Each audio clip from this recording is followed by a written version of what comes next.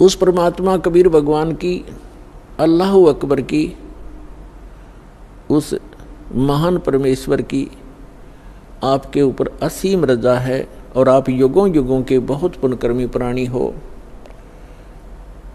जो ऐसे भाग दौड़ के जीवन से समय निकाल कर यह परमात्मा के दरबार में पहुंच पाते हो।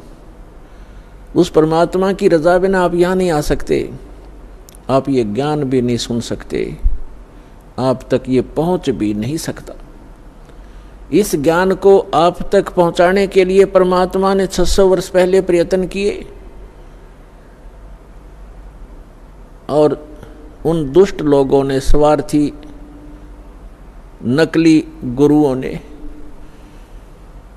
अपनी रोजी रोटी को उत्तम मानते हुए, प्रथम मानकर अपने स्वार्थ को प्रधान मानते हुए कबीर भगवान उस धानक रूप जुलाहे को बहुत परेशान किया और यथार्थ ज्ञान को हमारे तक, आप तक नहीं पहुंचने दिया। उस परमेश्वर ने वो अमर ज्ञान अपनी वाणी में, सच्चिदानंद घन ब्रह्म की वाणी में, कबीर वाणी में लिपिबद्ध करवा दिया अपनी प्यारी आत्मा धर्मदास जी द्वारा।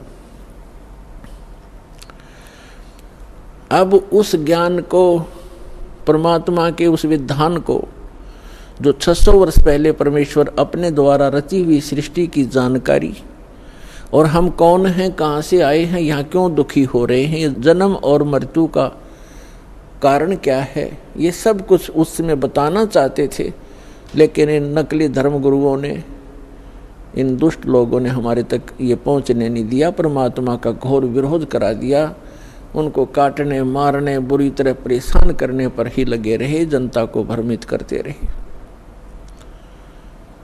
उस परमेश्वर ने कहा था कि जब 5500 वर्ष कलयुग बीत जाएगा, उस समय सभी अपनी प्यारी आत्माओं को शिक्षित करूंगा, पूरे मानव समाज को, और सदग्रंथों को। ये सभी धर्म के धर्मी अपने धर्म ग्रंथों को सत्य मानते, और जिन गुरुओं को हम शास्त्र विज मानते थे, वो अपने ही सदग्रंथों से अनभिज्ञ थे, अपरिचित थे, अज्ञानी थे, और हम उनको केवल संस्कृत भाषा जानने के कारण उन पर विश्वास किया करते थे कि सभी सदग्रंथ संस्कृत भाषा में हैं, और ये हमारे हिंदू धर्मगुरु संस्कृत भाषा पढ़े हैं, इन्होंने सदग्रंथों को ठीक ठीक जाना होगा, ये सही बता रहे। और उनकी एक दाल गलती रही उस समय कि कबीर जुलाहा है, धानक है, और उस समय संस्कृत पढ़ने का अधिकार केवल ब्राह्मण वर्ग को ही था। इसलिए आम आदमी को यह शंका नहीं बनी, ये विश्वास बना नहीं, ये शंका बनी रही कि कबीर जी अशिक्षित हैं, परमेश्वर कबीर जी अशिक्षित हैं, ये झूठ ही बोल रहे होंगे सदग्रंथों के बारे में, क्योंकि सदग्रंथ हमारे पवित्र वेद, पवित्र श्रीमद् भगवद गीता, पवित्र पुराण आदि आदि ये संस्कृत भाषा में लिपिबद्ध हैं। तो परमात्मा ने ये समय निर्धारित किया था, अपनी प्यारी आत्मा धर्मदास जी से बताया था, और धर्मदास जी ने जब पूछा, परमात्मा आज तो बहुत ही धार्मिक व्यक्ति हैं, इनके अंदर धार्मिकता है, बुराइयों की भी त्रुटि है, यानी कमी है, बुराइयां भी कम है, न्यून है, और 5500 वर्ष जब कलयुग बीतेगा, यानी आज से लगभग 600 वर्ष पश्चात, तो और आप बताते हो कलयुग में मानव की वृत्ति बहुत गिर जाएगी, इनके विचार मलिन हो जाएंगे, चरित्र ठीक रहे नहीं, अविश्वासी कृत घनी बन जाएंगे, तो तब कैसे समझाओगे मेरे मालिक। तब परमेश्वर ने कहा था कि उस समय सबसे पहले मैं इनको शिक्षित करवाऊंगा। परमात्मा कबीर जी कहते हैं, ये सब खेल हमारे किए, हमसे मिले सो निश्चय जिए,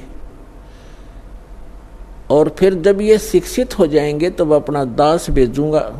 तब तो कहा था मैं स्वयं जाऊंगा और उन सदग्रंथों के गूढ़ रहस्यों को जनसाधारण को बताऊंगा, लेकिन स्वयं नहीं आए तो दास भेज दिया पुण्यात्माओं उस परम पिता ने।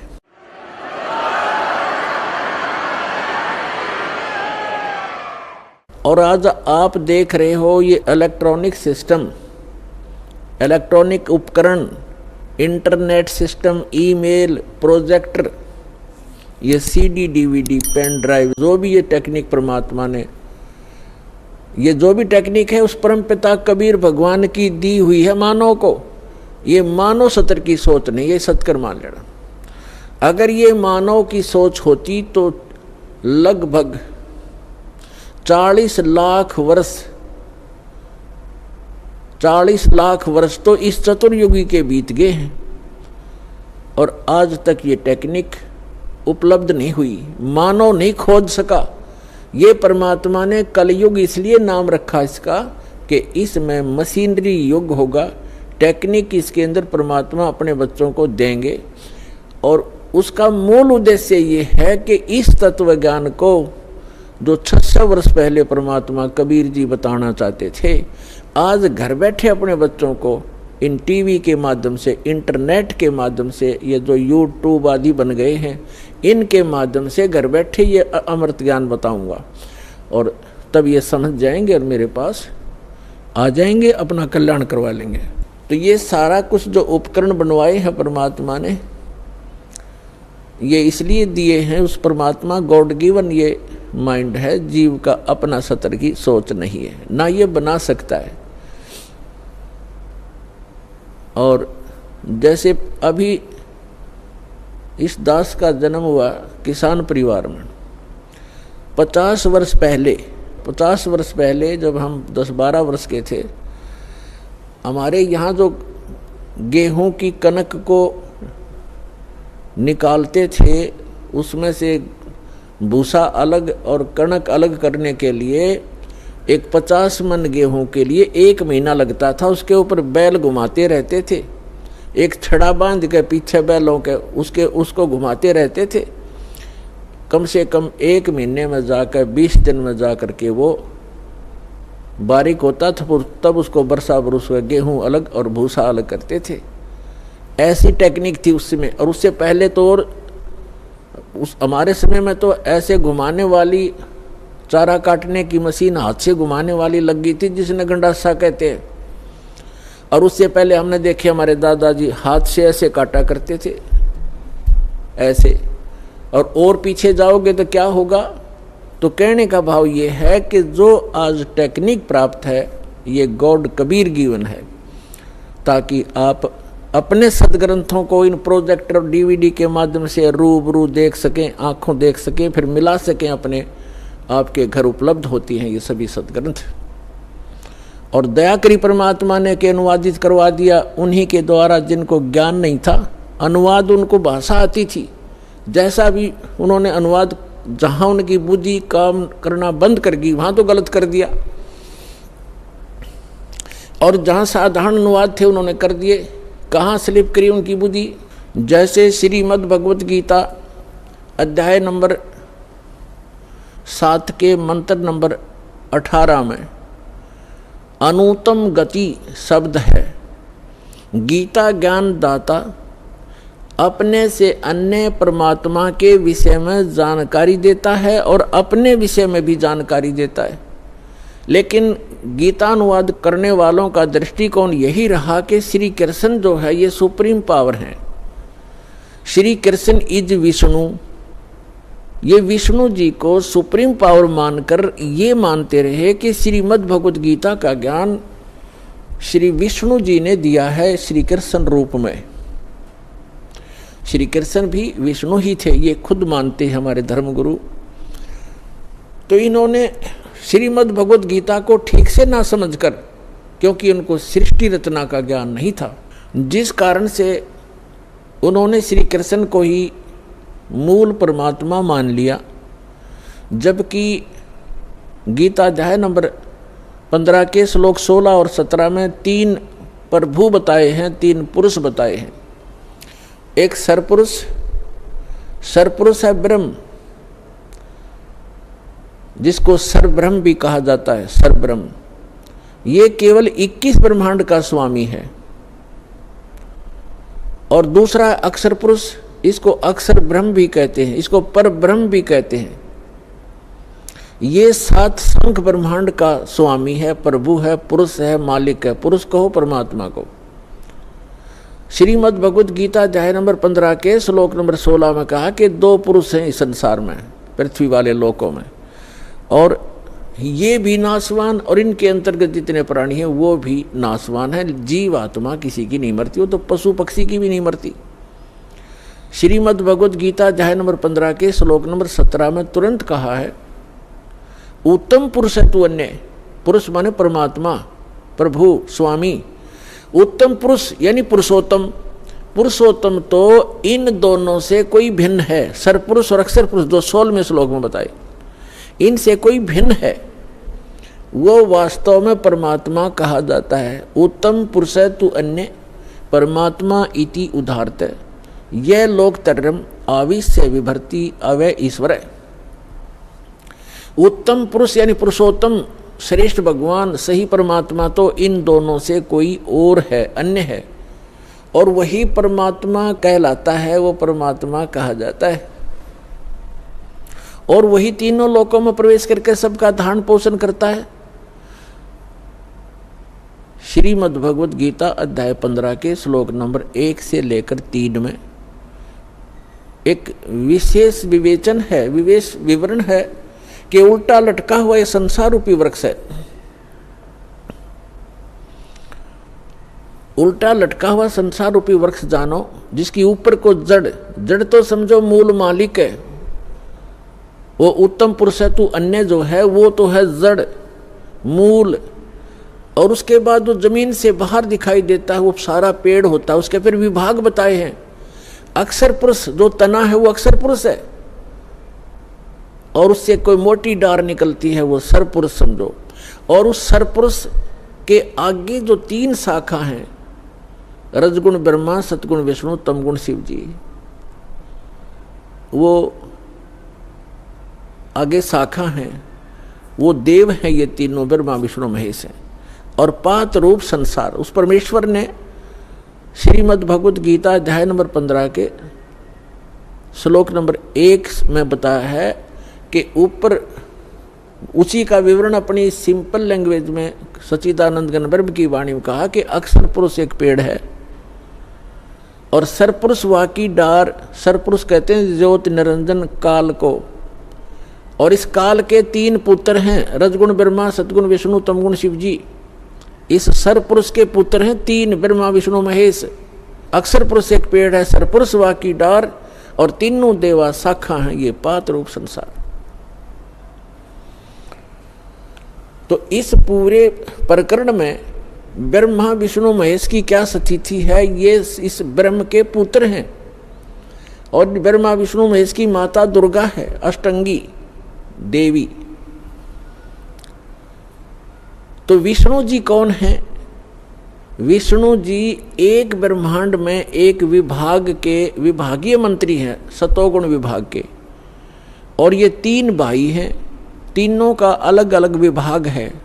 रजोगुण विभाग के मंत्री मालिक प्रभु स्वामी ब्रह्मा जी, और सतोगुण विभाग के स्वामी श्री विष्णु जी, और तमोगुण विभाग के स्वामी प्रभु श्री शंकर जी। ये एक ब्रह्मांड में केवल एक विभागीय मंत्री हैं, और इनका पिता जो ब्रह्म है सरपुरुष, वो एक ब्रह्मांड के अंदर मुख्य मंत्री का रोल करता है। ऐसे ऐसे 21 ब्रह्मांड हैं सरपुरुष के, जिसको ज्योत स्वरूपी निरंजन काल भी कहा जाता है, जिसके लोक में हम रह रहे हैं। और फिर है अक्षर पुरुष। अक्षर पुरुष के 7 शंख, नील पद्म शंख, 7 शंख ब्रह्मांड हैं। और फिर तीसरा रहा वो परम अक्षर पुरुष, उत्तम पुरुष है तू अन्य, वो ओवरऑल कंट्रोलर है। असंख्य ब्रह्मांड इंक्लूडिंग सरपुरुष एंड अक्षर पुरुष, इन सब के ऊपर और इसकी इनके अतिरिक्त जितने भी ब्रह्मांड हैं, पूरा विश्व है, पूरा संसार है, उन सब का मालिक है वो वो मूल मालिक है, वो संसार रूपी वृक्ष की जड़ है, मूल है, जहाँ से जैसे पूरे पेड़ को मूल से आहार प्राप्त होता है, ऐसे वो परमात्मा कबीर भगवान परम अक्षर पुरुष वो सबका पालनहार है। अब जैसे जिन महापुरुषों को परमात्मा मिले उनमें से एक आदरणीय गरीबदास साहिब जी गांव छुड़ानी जिला झज्जर वाले हैं। वो बताते हैं परमात्मा को आंखों देखकर परमात्मा से परिचित सारी सभी ब्रह्मांडों से और परमात्मा द्वारा रची सृष्टि से परिचित होकर कहते हैं, अनंत कोटि ब्रह्मांड का एक रति नहीं भारे, सतगुरु पुरुष कबीर हैं ये कुल के सिरजनहारे। वो कबीर कौन है? हम सुल्तानी नानक तारे, दादू को उपदेश दिया, जात जुलाहा भेद न पाया, वो काशी महे कबीर हुआ। अब ये है वो सारे ब्रह्मांडों का रचनहार, मूल मालिक। अब हम फिर आते हैं श्रीमद् भगवत गीता अध्याय नंबर 15 के श्लोक 17 पर। उत्तम पुरुष तु अन्य परमात्मा इति उदाहरतः, ये लोकत्रयम् आविश्य विभर्ति अवय ईश्वर। उत्तम पुरुष तो कोई और है, पुरुषोत्तम तो कोई इन दोनों से अलग है, जो 16वें श्लोक में कहा है 15वें अध्याय के श्रीमद् भगवत गीता में। सपुरुष और अक्षर पुरुष से अन्य है, वो पुरुषोत्तम कहलाता है और उसको वास्तव में वो परमात्मा कहा जाता है। परमात्मा, परमात्मा माने श्रेष्ठ आत्मा। श्रेष्ठ आत्मा वही होता है जो किसी को दुख ना दे, किसी के बेटा बेटी की मृत्यु ना करे, कैंसर ना करे, किसी को रोग से युक्त ना करे, दुखी ना करे, उसको परमात्मा कहते हैं, श्रेष्ठ आत्मा, अच्छी आत्मा। और जो यहाँ हम देख रहे हैं बूचड़ खाना, किसी हॉस्पिटल में जाकर देख लो हाहाकार मची हुई है, और घर घर में देख लो कोई किसी रोग से दुखी, कोई किसी से दुखी, किसी की टांग कटी है, किसी का हाथ कटा है, कोई आंखों से अंधा है, कोई पैरालाइसिस से तड़प रहा है। तो जिस लोक में हम रह रहे हैं ये इस परमात्मा का लोक हो सकता है? ये तो कसाई आत्मा का लोक है, इस काल का लोक है जहाँ हम रह रहे हैं।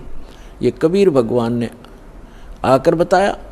और जिन महापुरुषों को परमात्मा सचखंड लेकर गए अपने सुख में स्थान पर, और फिर उनको गवाह बनाकर, साक्षी बनाकर वापस छोड़ा, उन्होंने भी यही बताया कि ये लोक ठीक नहीं, एक स्थान और है जहाँ जाने के बाद जीव फिर कभी लौटकर वापस इस गंदे लोक में नहीं आता, और वहाँ कोई दुख नहीं, वहाँ वर्द अवस्था नहीं, वहाँ मृत्यु नहीं।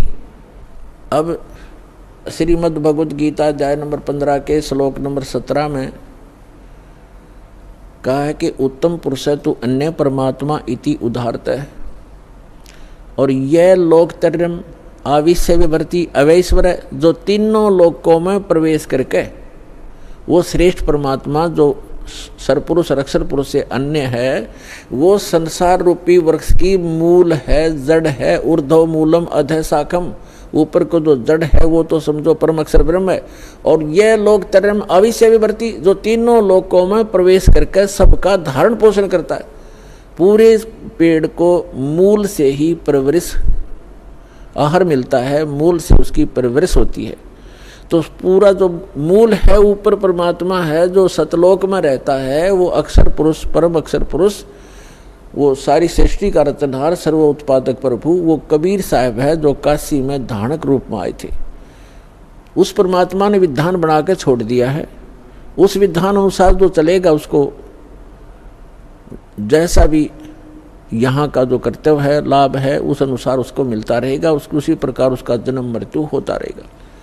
और इस जन्म मृत्यु से बचने के लिए विधान बनाया है, जो उसको अपनाएगा, उसको अप्लीकेबल कर लेगा, उसका जन्म मृत्यु छूट जाएगा। तो वो जन्म और मृत्यु के छूटने का विधान हमें प्राप्त नहीं हुआ था। परमात्मा ने 600 वर्ष पहले बताने की चेष्टा की, लेकिन हम अशिक्षित होने के कारण हम वंचित रह गए। उसकी पूर्ति करने के लिए परमात्मा ने अब समय दिया है, निर्धारित किया था।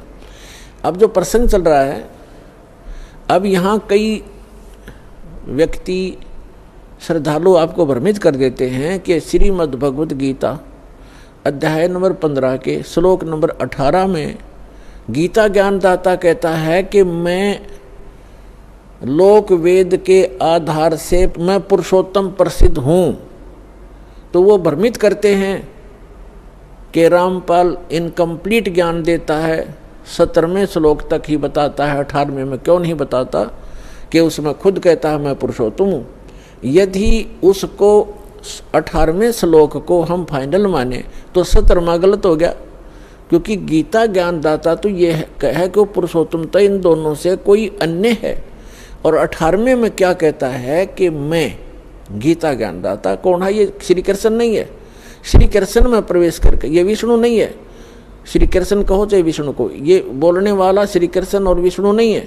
इनके अंदर इनका पिता जो सरपुरुष है उसने प्रतिज्ञा कर रखी है, 7वें अध्याय के 24-25वें श्लोक में कहा है। वो खुद कहता गीता ज्ञानदाता कि मैं अपनी योग माया से छुपा रहता हूँ, ये बेबुद्धि मंदबुद्धि के लोग मुझे एज ए कृष्ण मान रहे होंगे, व्यक्ति रूप में खड़ा प्राप्त मान रहे होंगे। मैं कृष्ण नहीं हूँ, मैं व्यक्ति रूप में कभी नहीं आता। मैं अपने 4थे अध्याय के 9वें श्लोक में ये कहता है मेरे जन्म और कर्म दिव्य हैं। अब इसके कर्म दिव्य कैसे हैं कि ये सामने आता नहीं, इसने प्रतिज्ञा कर रखी है और ये किसी में प्रवेश करके अपना जो उल्लू सीधा वो कर जाता है। श्री कृष्ण में प्रवेश करके गीता का ज्ञान ये सरपुरुष दे रहा है और ये कहता है कि मेरे अंतर्गत यानी 21 ब्रह्मांड में जितने भी प्राणी हैं उनसे मैं उत्तम हूँ, श्रेष्ठ हूँ, तगड़ा हूँ, मजबूत हूँ, ताकतवर हूँ। इसलिए लोक वेद में मैं पुरुषोत्तम प्रसिद्ध हो रहा हूँ। लोक वेद दंत कथा सुनी सुनाई बातें, इस कारण से मैं पुरुषोत्तम हूँ। 15वें अध्याय के 17वें श्लोक में स्पष्ट कर दिया कि उत्तम पुरुष है तू अन्य, वो तो कोई और है और वही वास्तव में अविनाशी है। दूसरे अध्याय के 17वें श्लोक में कहा है और दूसरे गीता अध्याय नंबर 2 के श्लोक 12 में, गीता अध्याय नंबर 4 श्लोक 5 और 9 में, गीता अध्याय 10 मंत्र 2 में ये स्पष्ट करता गीता ज्ञानदाता कि मेरे तो जन्म मृत्यु होते हैं, मैं अविनाशी नहीं हूँ।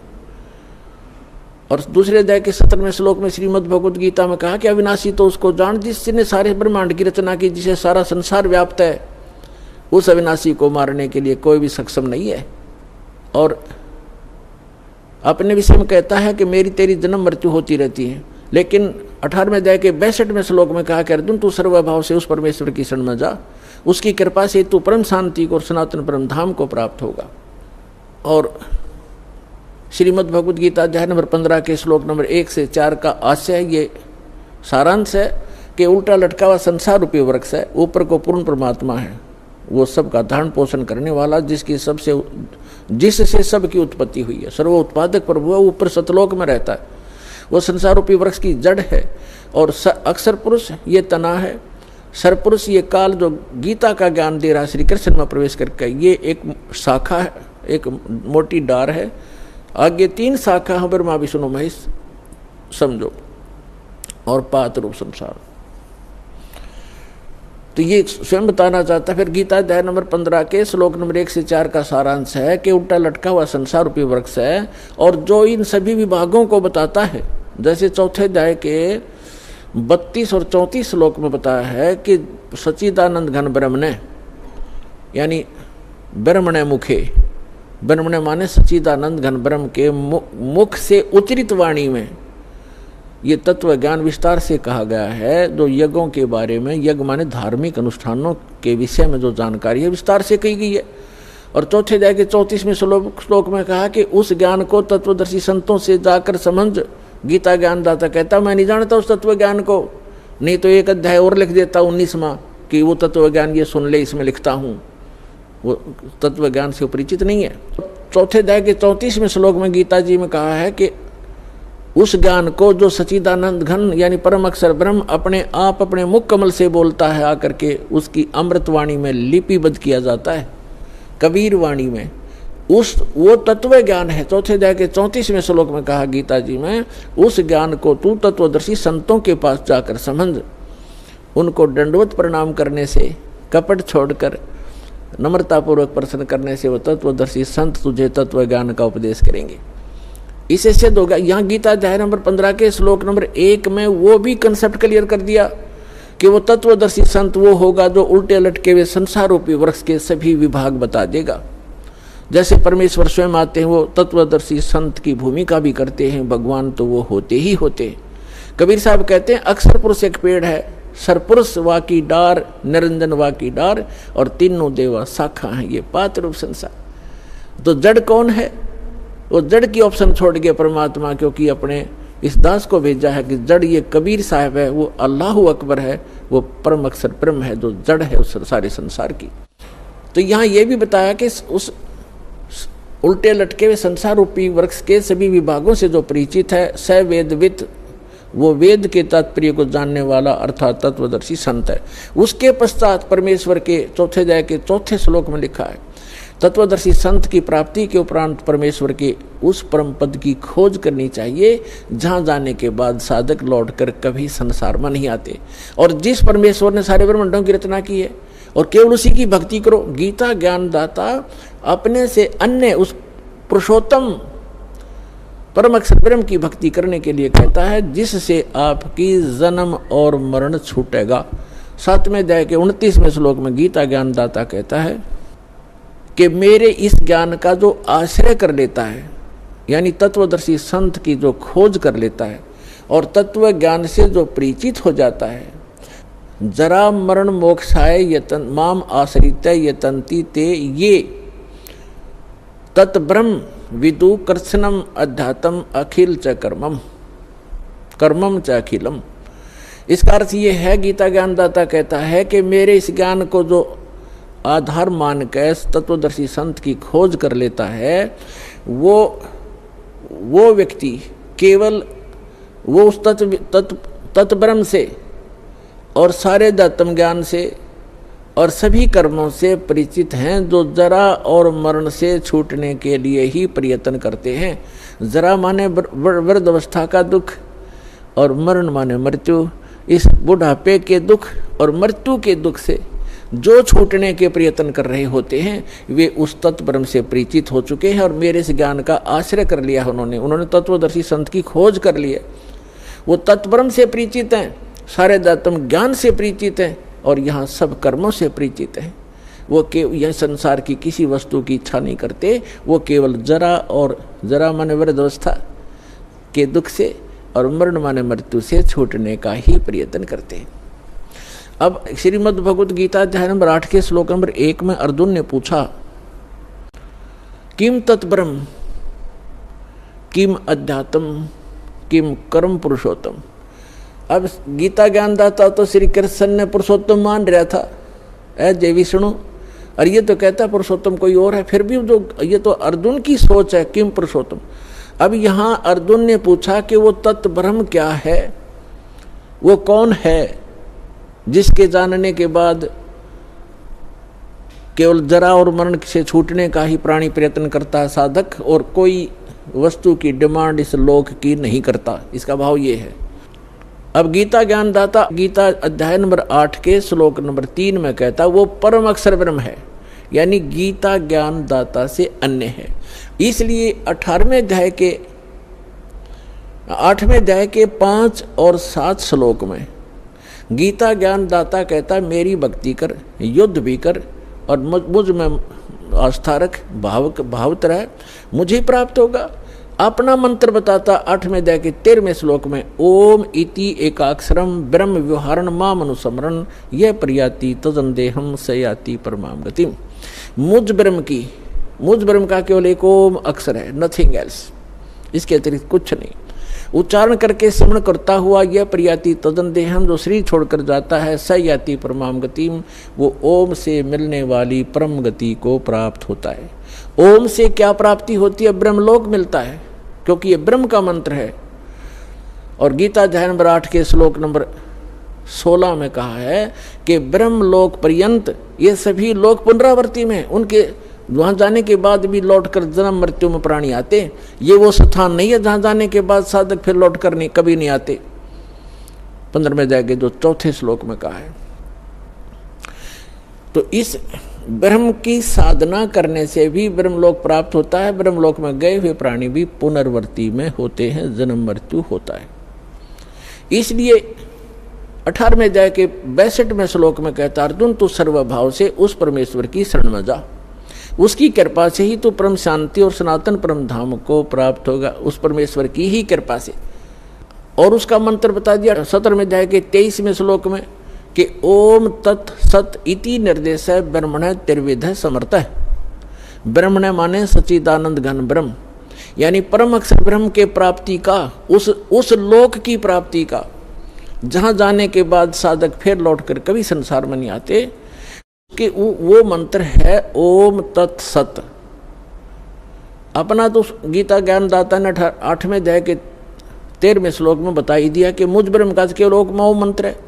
ये तो इनकम्प्लीट साधना है, ब्रह्म तक की है, जन्म मृत्यु सदा बनी रहेगी, वो शाश्वत स्थान प्राप्त नहीं हो सकता, वो सुख प्राप्त नहीं हो सकता। अब बताया है उस सच्चिदानंद घन ब्रह्म की साधना करने से शाश्वत स्थान, शाश्वत माने जहाँ जिसका कभी अंत नहीं होता, अविनाशी लोक, हम उसको सत्यलोक कहते हैं, अमर लोक कहते हैं, सत्यलोक की प्राप्ति होती है। तो उसका मंत्र है ओम तत्सत। ओम तो सरपुरुष का, इस ब्रह्म का, और तत् जो है ये अक्षर पुरुष का साधना मंत्र है। और सत तत् ये सांकेतिक है, तत् नहीं, ये अन्य मंत्र है, ये कोड वर्ड है, सांकेतिक शब्द है। और सत ये परम अक्षर ब्रह्म का साधना मंत्र है, वो कोड वर्ड है। ओम तत्सत ये शब्द नहीं है, ये मंत्र नहीं है, ये अन्य मंत्र हैं जो इस विश्व में दास के पास उपलब्ध है और किसी के पास नहीं है। यदि इस दास से वो मंत्र प्राप्त करके कोई स्वयंभू संत बनकर ये प्रदान करता है, वो अपना जीवन नाश कर रहा है, और जिनको वो नाम दे रहा है वो अधिकारी नहीं है। जैसे अनअधिकारी से बनवाया हुआ लाइसेंस या पासपोर्ट समय पर धोखा देगा और दंडित होना पड़ेगा, तो उस व्यक्ति को ऐसा समझ लेना, यदि कोई ऐसा जालिम व्यक्ति ऐसे जागरूक समय में भी ये प्रयत्न कर रहा हो, तो वो उसको भी प्रार्थना करना कि अपना जीवन नाश ना करे, भगवान का द्रोही है तू, और इन जीवों का नाश मत कर, काल के दूत का काम मत कर। और वो नहीं माने तो अन्य भाई बहनों को जरूर बताने की चेष्टा करना, झगड़ा नहीं करना, क्योंकि ये मार्ग झगड़े का नहीं है। हमारा फर्ज है बताने का, समझाने का, और ना माने कुएं में पड़े तो भाई जानबूझ। परमात्मा फिर कहते हैं कि जानबूझ साची तजय करे झूठते ने, ताकि संगत है प्रभु सोपन में बिना दे। और फिर परमात्मा कहते हैं कर दीपक कुएं पड़े फिर काहे की कुशलात। हाथ में दीपक टॉर्च ले रहा है फिर कुएं में गिरने लग रहा है, तो वो